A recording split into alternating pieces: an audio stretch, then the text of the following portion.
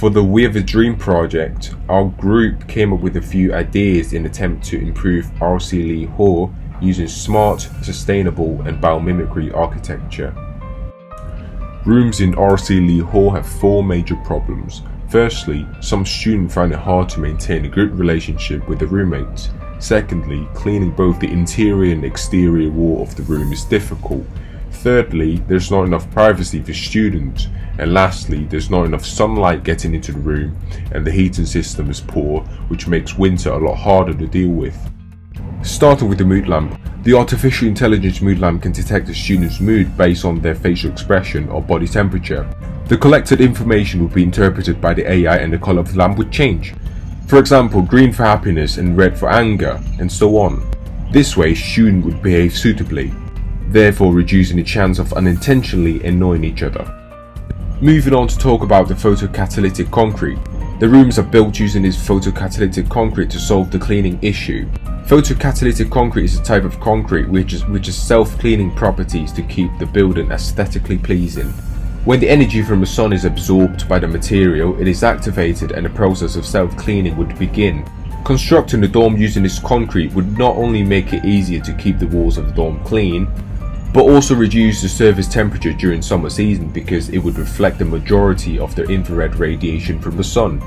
Additionally, this concrete makes the building sustainable because it also decomposes harmful ozone gases. Let's move on and talk about the smart glass. Smart glass wall is to be placed in the middle of the room in order to solve the privacy issue. Switchable glass is a smart material which its light transmission properties can be altered by the application of voltage, light or heat.